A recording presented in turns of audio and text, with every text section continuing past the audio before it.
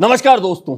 Rajasthan high court ने एक बहुत महत्वपूर्ण आदेश दिया है और यह आदेश अगर लागू हो जाता है तो जयपुर शहर में यातायात की जो बड़ी समस्या है, जो विकराल समस्या है, उसका बहुत सारी जगह समाधान हो सकता है। और यह समस्या विकराल होने का कारण अतिक्रमण तो है ही, वाहनों की बढ़ती संख्या तो है ही, लेकिन इसके साथ में एक धार्मिक कारण भी जुड़ा है। और वह धार्मिक कारण क्या है कि आप जयपुर शहर में जहां तहां देखेंगे पुराने समय से सड़कों के बीचों बीच मंदिर या धार्मिक स्थल बड़ी संख्या में बने हुए हैं। वह किसी भी धर्म के हो सकते हैं, लेकिन सर्वाधिक संख्या मंदिरों की है। जब जयपुर में चार दीवारी में मेट्रो का काम शुरू हुआ था तो बहुत सारे मंदिरों को हटाया गया था, क्योंकि वहां मेट्रो का निर्माण होना था। लेकिन रास्ते के बीच बने मंदिर बहुत सारे आज भी मौजूद हैं। ऐसे में अब हाई कोर्ट का जो एक आदेश है और उसमें 7 दिन में राजस्थान सरकार और नगर निगम कमिश्नर से अंडरटेकिंग मांगी गई है, कार्रवाई का विवरण मांगा गया है कि जयपुर शहर में आम रास्तों पर या सार्वजनिक रास्तों पर या आने जाने में बाधा बनने वाले धार्मिक स्थलों को हटाया जाए, मंदिरों को हटाया जाए। और इसी के साथ यह भी कहा है कि मंदिर हटाए जाएं तो वहां की मूर्तियों को वैध स्थान पर, यानी कि लीगल जगह पर बने हुए मंदिरों में वह मूर्तियां शिफ्ट कर दी जाए। और 7 दिन यानी कि 4 फरवरी को जब अगली सुनवाई होगी तब नगर निगम के कमिश्नर को यह बताना होगा कि वे क्या कार्रवाई और किस तरह से कार्रवाई करके आम रास्तों पर बने हुए धार्मिक स्थलों, मंदिरों को हटाकर उनकी मूर्तियों को कैसे शिफ्ट करेंगे। मैं सम्मानीय न्यायालय का पूर्णता आदेश का पालन करता हूं। न्यायालय के प्रति हमारी पूर्णता कृतज्ञता है, उनके प्रति सम्मान है। न्यायालय के फैसले से हमें कतई कोई आपत्ति नहीं है, क्योंकि राम मंदिर के विषय में भी 528 साल इंतजार करके न्यायालय का फैसला आया, भव्य राम मंदिर बनाई। लेकिन इस मामले पे जो चर्चा आई है कि मुझे पता चला कि मंदिरों को शिफ्ट करने के लिए कोई आदेश आया है। मेरी प्रार्थना है, निवेदन है, शहर के विकास को नहीं रोकना चाहेंगे, हम पूर्णतः समर्थन में है, लेकिन सिर्फ मंदिरों के लिए ऐसा विचार किया जाता है। फिर अगर कोई मस्जिद भी मार्गों में आ रही है, कोई मकबरे भी आ रहे हैं, तो फिर सभी के बारे में विचार करना चाहिए। कई तरीके की इस प्रकार की है, लेकिन किसी की धार्मिक भावनाएं ना आहत हो, उसके लिए न्यायालय को हाथ जोड़ के प्रार्थना करेंगे, निवेदन करेंगे, अर्जी अपनी दाखिल करेंगे। सबको बोलने का अधिकार है, तो हमारी बात भी सुनी जाए कि देवी देवताओं की प्रतिष्ठा विधि विधान से, नियम से, पंचांग देखकर, मुहूर्त निकालकर, और बहुत बड़ी विधान प्रक्रिया होती है। किसी की 5 दिन, किसी की 7 दिन, किसी की 9 दिन, किसी की 1 महीने की तक की भी पूजा प्रतिष्ठा होती है। और फिर भगवान की उपासना प्रारंभ होती है। वहां देवताओं में हमारा भाव जुड़ गया है। हम लोग उसको मूर्ति नहीं मानते, हम मानते हैं कि साक्षात भगवान के प्राण इसमें सम्मानित हो गए हैं। तो इसीलिए हम भोग लगाते हैं, इसीलिए उत्सव मनाते हैं, इसीलिए हम लोग पोशाक धारण कराते हैं और भगवान को अपना जैसा शरीर, अपना जैसा स्वरूप और अपनी जैसी आत्मा उस परमात्मा में मानकर उसकी आराधना करते हैं। तो इसलिए देवी देवताओं को इस तरीके से उखाड़ देना या उठा देना ये एक विधान नहीं है। इसलिए हम न्यायालय के सामने अपील करेंगे, निवेदन करेंगे कि इस फैसले पर पुनः विचार किया जाए और हमारी भी सुनवाई की जाए।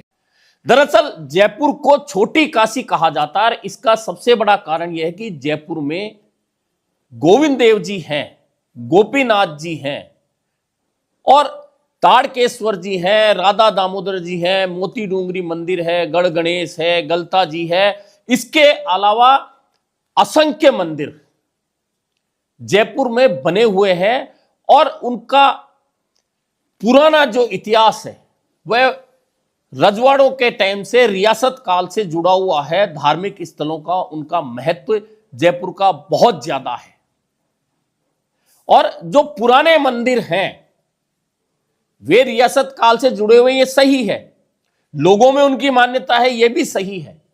लेकिन समस्या यह है कि जहां भी नया क्षेत्र बनता है, चार दीवारी में भी आप जाएंगे तो फुटपाथ के ऊपर या आपको डिवाइडर के बीच में बने हुए मंदिर बहुत सारे मिल जाएंगे और उस समय उन मंदिरों से कोई समस्या इसलिए नहीं थी कि ना तो जयपुर की आबादी ज्यादा थी, ना जयपुर में वाहनों की संख्या ज्यादा थी, और अधिकांश लोग पैदल आवागमन करते थे। ऐसे में वे मंदिर कहीं भी आवागमन में बाधा नहीं बनते थे। लेकिन अब जैसे जयपुर शहर का विस्तार होता जा रहा है और जयपुर की आबादी 50 लाख हो चुकी है, और लोगों के पास अगर वाहनों की संख्या की बात की जाए तो 50 लाख की आबादी के शहर में अगर 35 लाख वाहन है, तो आप सोच सकते हैं कि सड़कों की हालत क्या है।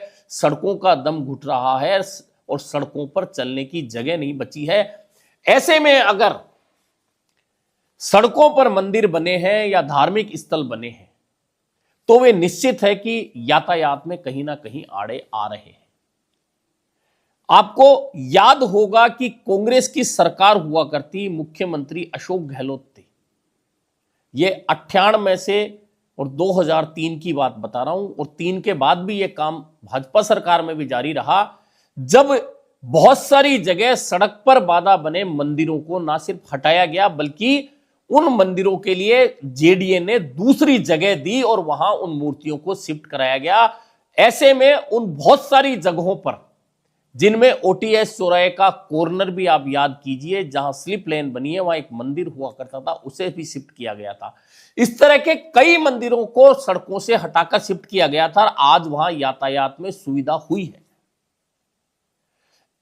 अब आप खासा कोटी से घूम के जैसे ही एमआई रोड पर आएंगे, कुछ ही दूर पर 2 मंदिरों की वजह से, दोनों मंदिर आमने सामने, वहां 24 घंटे नहीं बल्कि 16 घंटे तो लगभग उन मंदिरों के पास आते वाहनों को या तो धीमा होना पड़ता है, या वहां वाहन फंस जाते हैं और वहां से ट्रैफिक जाम की समस्या शुरू हो जाती है। चांद पोल से आप सूरज पोल तक चले जाइए, बहुत सारी जगह मंदिरों की वजह से यातायात फंसता है या धीमा हो जाता है। किशन पोल, त्रिपोल, या बहुत सारी ऐसी जगह आपको शहर में देखने को मिल जाएगी, पुराने शहर में एमआई रोड पे मिल जाएगी।